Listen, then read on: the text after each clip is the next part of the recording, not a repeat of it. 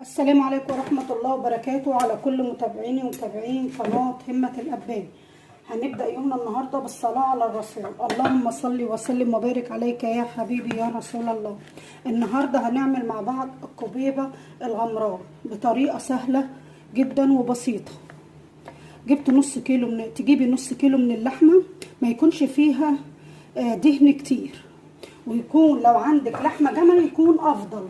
مش متواجدة هاتيها بقري مفيش مشكلة، بس يكون كبيرة في السن شوية. هتحطيها كده في الكبة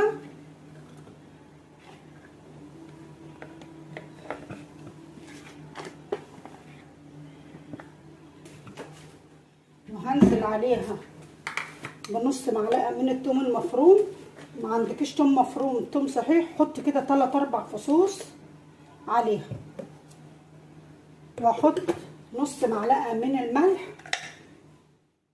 عشان بس اللحمة تتسمغ معانا، واحط نص معلقة من الكربوناتو هي اللي بيخلي اللحمة تتماسك معاكي وما تفكش. حط نص معلقة كده، وبعد كده هضربهم في الكبة كويس. ما عندكيش كبة ممكن تعمليها في الهون.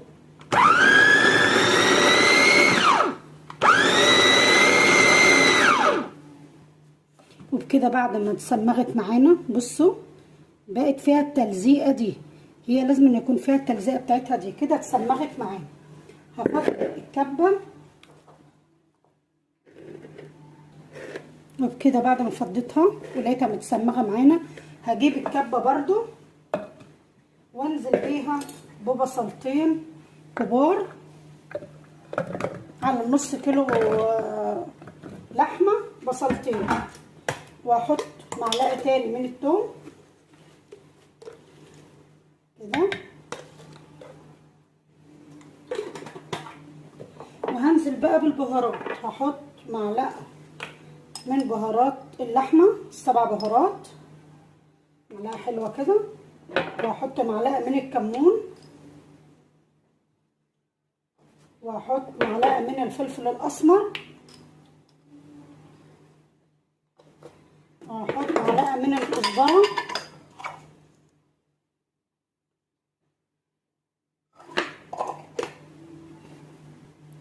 وهنزل بنص معلقه صغيره من الملح عشان انا حاطه ملح على اللحمه. وبعد كده هنزل بالخضره، ربطه شبت على ربطه بقدونس على ربطه كزبره، من كل حاجه كده معاكي ربطه. اهم حاجه تزودي في الخضره ويكوني غسلاها كويس ومنشفاها.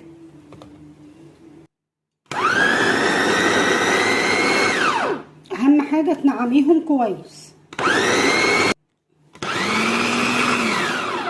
وبكده بعد ما اتنعمت معانا هنزل عليها على اللحمه دي.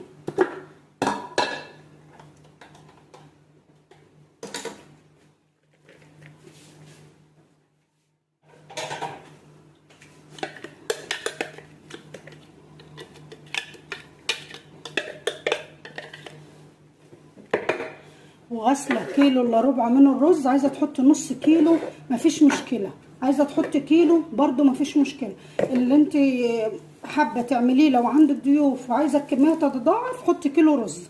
انا حطيت خير الامور الوسط، كيلو الا ربع من الرز، غسلته ونشفته.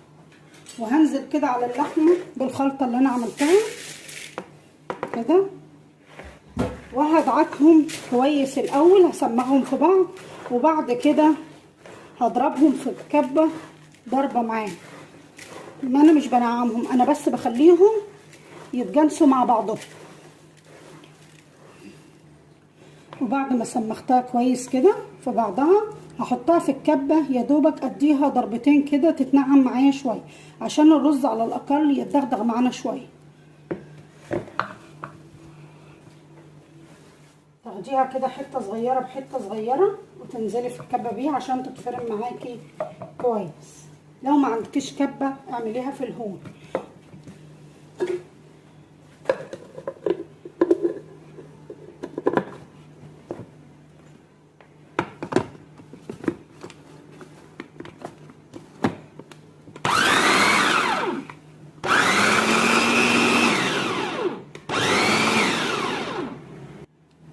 وبكده بعد ما فرمتها كده بصوا الرز يا دوبك الرزايه اتقسمت بس النصين.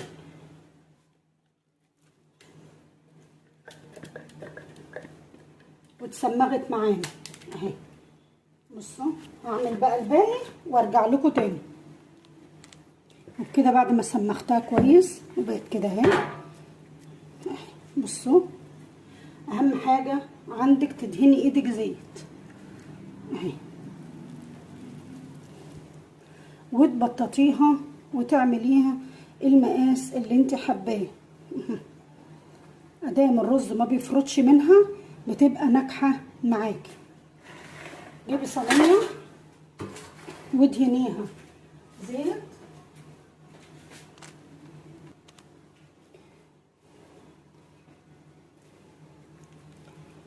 وتحطيها واحده فوق واحده الحجم اللي انت عايزاه. اعمليها كوره كده، عايزه تعمليها المقاس الصغير ماشي، مقاس كبير ماشي اهي، سهله جدا اهي.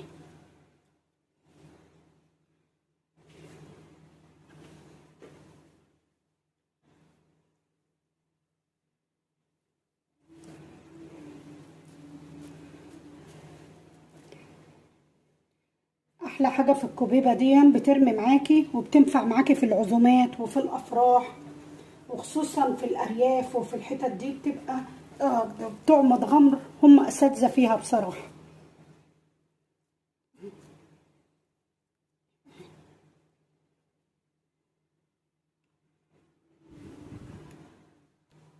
وبكده بعد ما خلصنا الكميه بصوا عملت معايا كميه كبيره ازاي. هجيب حله وافرشها من تحت بصل وطماطم، بصلايه كبيره كده حلوه وطماطمايه فرشيها في قعر الحله. وبعد كده ابدأي رصيها بطريقه دائريه كده، واحده جنب واحده كده.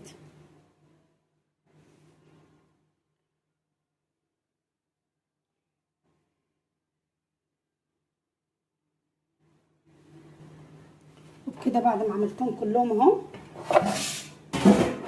بصوا عيها واحده من واحده اهي. ترصصي بقى في الطبق كده بصوا سالكه وحلوه ازاي، مفيش حاجه لزقت فيها، واحده من واحده اهي، والسوا حلو. وكده اهي بصوا الجمال السوا بتاعها ما شاء الله. اعملوها بقى بالطريقه دي هتعجبكم. كومنت حلو منكم كده ودعموني بلايك وشير، والسلام عليكم ورحمه الله وبركاته.